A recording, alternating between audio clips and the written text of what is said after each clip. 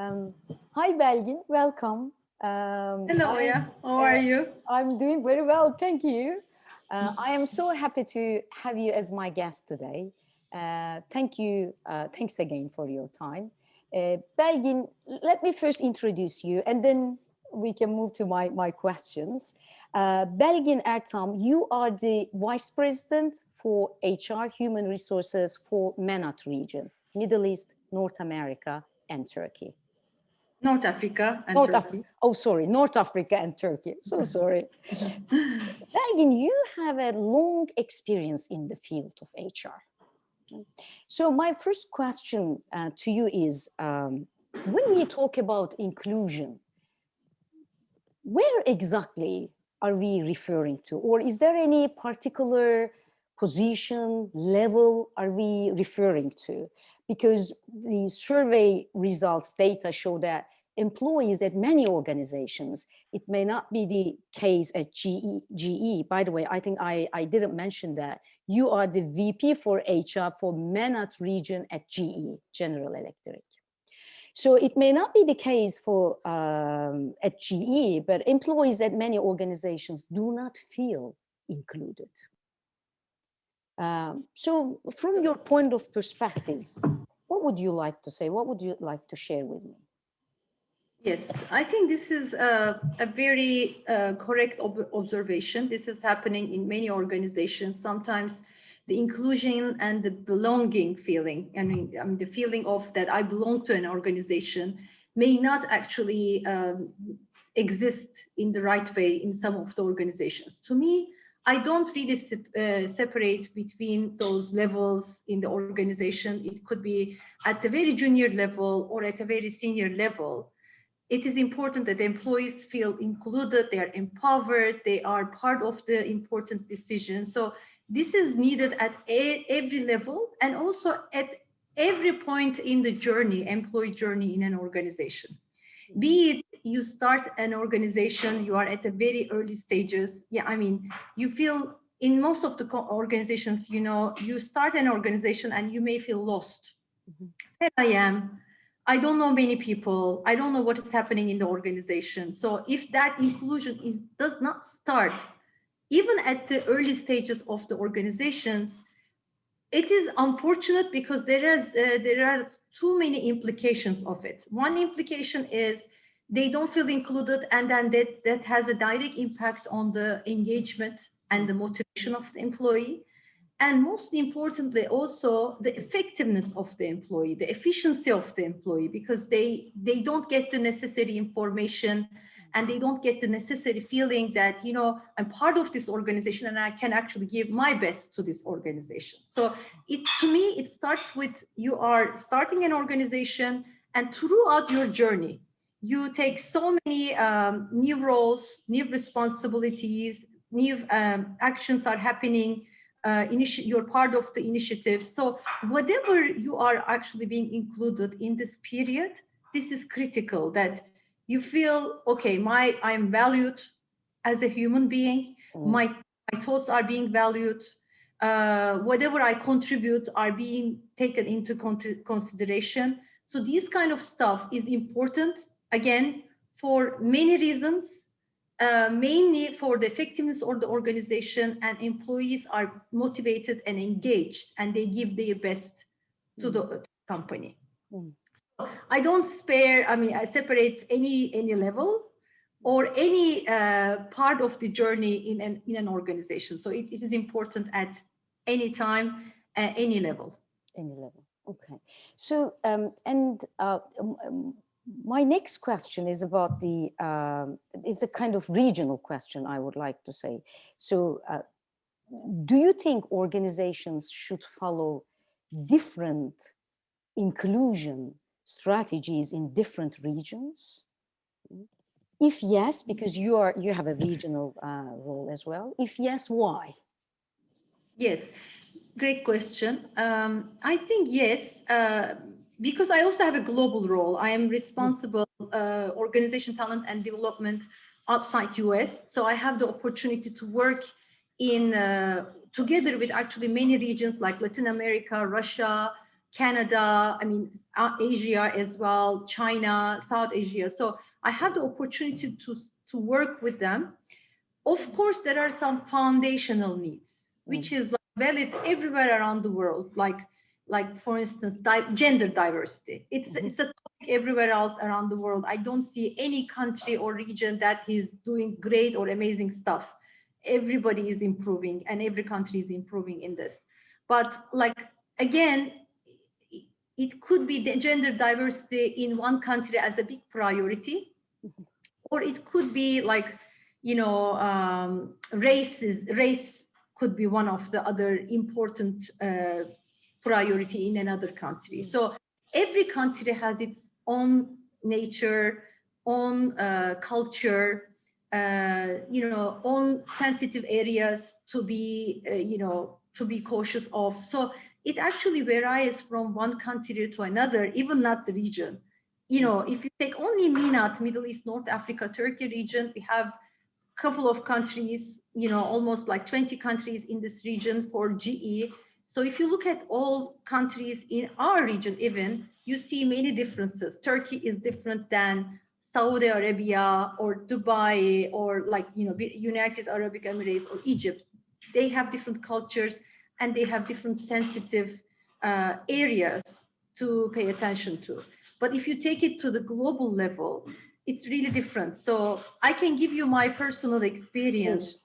I'm originally Turkish. I actually spent most of my career in Turkey. And then I moved to Asia. I had the opportunity to work in Hong Kong for a couple of years. And I see that, you know, there are similarities, of course, but there's so many differences, like even how you talk things, how open people, you know, to you, how you can make them, you know, open up themselves or trust you. So this is different from what it happens in Turkey compared to what's happening in China or Hong Kong. So I think when we develop our strategies around inclusion and diversity, again, there are some basics, the foundational needs that could apply everywhere around the world. It's like, you know, the similarities of culture. Like if you go to, for instance, when I moved from Turkey to Asia, I didn't feel that I moved to another company because the foundational stuff was actually very similar. I feel I'm part of the GE anywhere else around the world. But again, the bigger culture was different. So that's why when we are building our strategy, it is important we pay attention what is critical, what is actually a need or like a quick win for this country. If we actually build our strategy according to that, we could get more quick results, better outcomes in the short term or in the midterm. That is my observation. You have referred to the foundational needs a couple of times. Okay, so what are the GE's foundational, or how does GE define the foundational needs of diversity and inclusion? Great question. So I think it is, first of all, it's for GE and for other companies, it's very much linked to your company values. So what is critical for you in our organization? So maybe I can quickly mention GE's values. Humility is one of them. And humility, not necessarily only for inclusion and diversity, but it is a very critical foundation for inclusion and diversity. If you are going to make people included and you want them to feel belong to one organization, you need to listen to them. Like, not like a profile of, I know all the answers. You know, we work with very smart people in GE. You know, you say that I'm not doing a rocket science. Actually, in GE, we do rocket science. We develop engines for rockets or airplanes. So we work with smart people. But even all these smart people, they don't have all the answers to everything else. There is always a way to learn, to grow yourself. And there are always people know more than you. So we always give this message. There is always a way to learn. but there is a room for making mistakes. It's okay to make mistakes. It's more important how you actually take those mistakes and learn from them and apply for your future behaviors, your initiatives, actions. So this is more critical for us: listening, learning, making mistakes, and take the best out of those mistakes. So this is about humility, just in a nutshell. The second one is transparency, and transparency is a couple of things. One is talking the truths all the time, giving the best, and sharing. So if you want people to be included, you need to share with them. Share, the projects, whatever you have as a data, as an information, so that they feel included at the early stages. Like I see many examples, people attending big projects, and people are talking about stuff, and some of the employees, they don't know what is happening, what is going on, and how they can really actually contribute to this important project. So that's why transparency in terms of sharing what I know,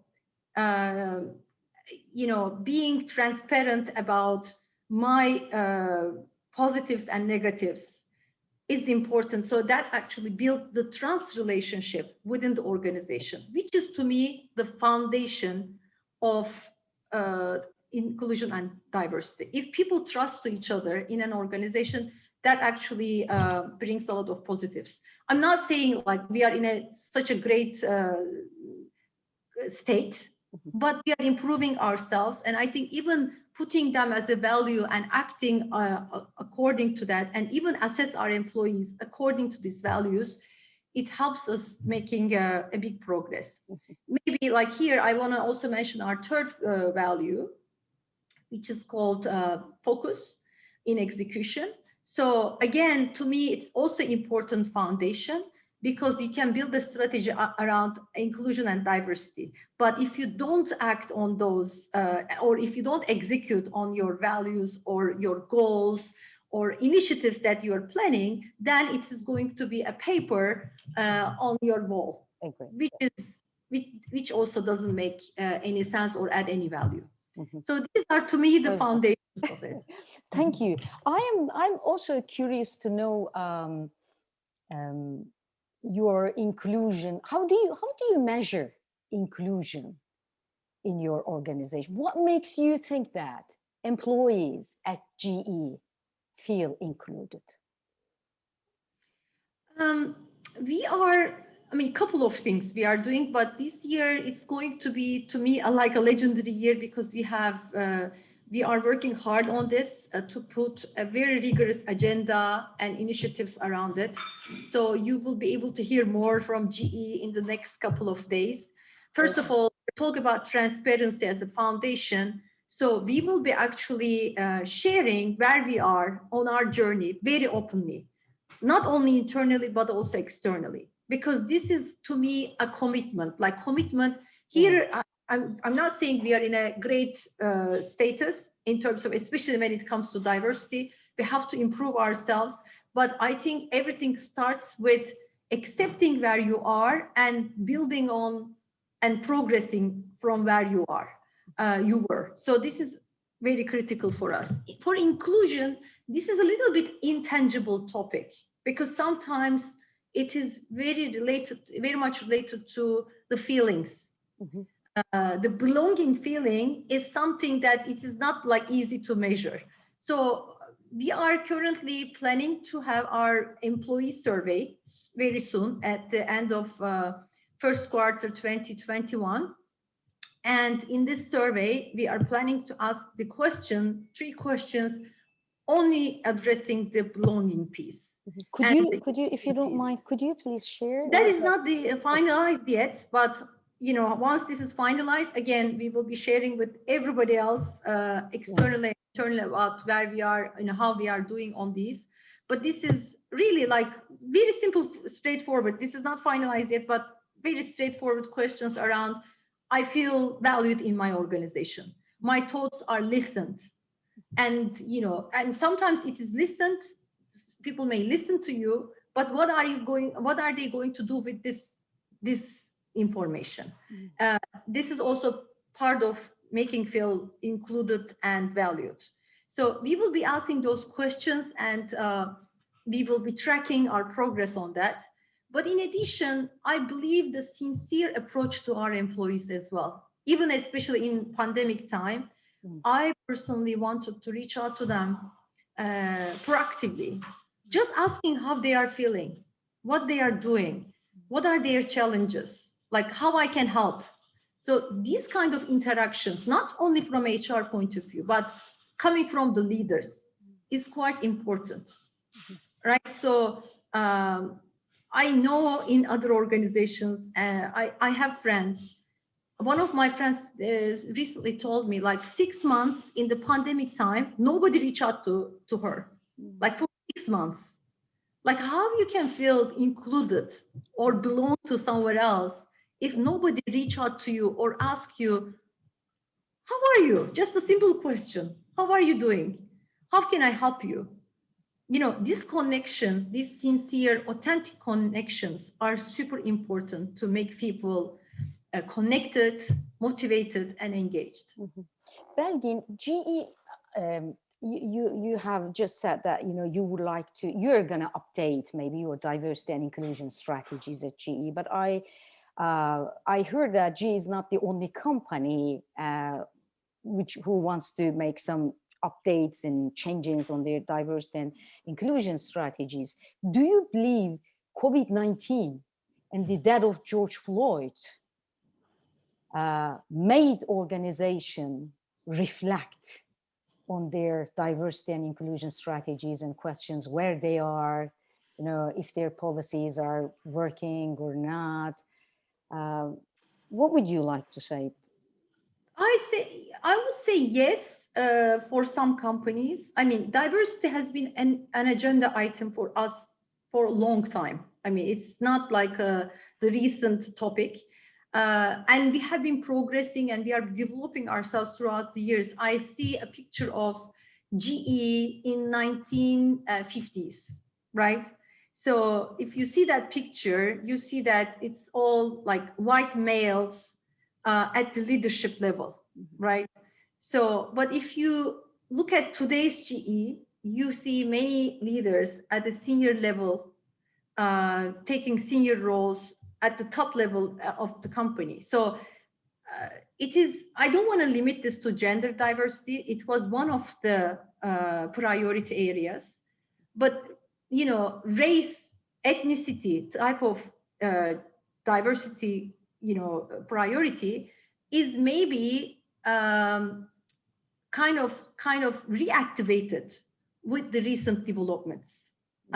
So it really depends on what is happening around the world. And I understand this is an agile, it's a flexible topic. I don't agree that it should actually, how can I say, shape according to the recent developments, but the developments around the company, around the world, making some people more aware, so that everybody has a kind of see the need that we need to look at this in a more rigorous way about how are we doing, what we can do. So I don't want to say this is just a topic for GE for the last couple of months, but I think that was an opportunity for us to relook at how are we doing in certain places and how we can improve ourselves and navigate ourselves according to the needs of our organization and around the world. So this is how I see it. Mm-hmm. So you believe that, but at least COVID-19 pandemic created a certain level of awareness. I think it created a certain level of awareness on many topics, not only on inclusion and diversity, but that was one big influence which impacted inclusion and diversity. How we can connect with people, how we can make people more included. Because in the past, people were thinking if they are staying in the same office, they were included. Even you are staying in the same office, people may not feel this way. So it's not about how we work today. It's more about creating the awareness and kind of like, pushing some buttons. To me, it is not directly related to COVID, but people understood that they have to do something different to make people, still included and feel connected to the organization. So to me, this is regardless of where you are sitting, if you are connected through phone or video connection, it's more about how I feel as an employee. And is there an authentic, sincere approach to me or not? So this is how I see it. I have been in this global role. I think it's been like now almost 5-6 years. All of my team always away from me. They were always like around the world. I didn't have my team sitting next to me, next to me. So that was a challenge. But I discovered throughout the years, it comes with respect, trying to reach out to them and try to understand the challenges that they are going through, asking the right questions, also opening yourself up, not only trying to get the data from others, but like just telling your story about what you are personally going through. So these kind of connections for the last 6 years helped me a lot. So when it was COVID and everyone, turned to the videos and everything, thank God it was an easier transition for me because I have been living this for the last couple of years. Thank you so much. Our time is up. Is there anything else that you would like to share with me before I end this call? Time flies. I don't know how this 20 minutes passed. It's always nice to talk to you, Oya. Thank you for that. I think every company is in their journey, and it's all about progress. How I can be better than where I am today. It's all about it.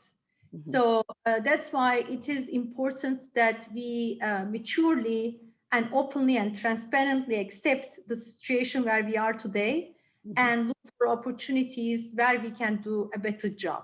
So I think the continuous progress in this topic is quite important, and it will make our life better, happier, and more healthier, like emotionally and psychologically and physically. That would be my nice last word. That's great. Thank you so much. And Thank you. stay safe and healthy. Bye. You too. Thank you.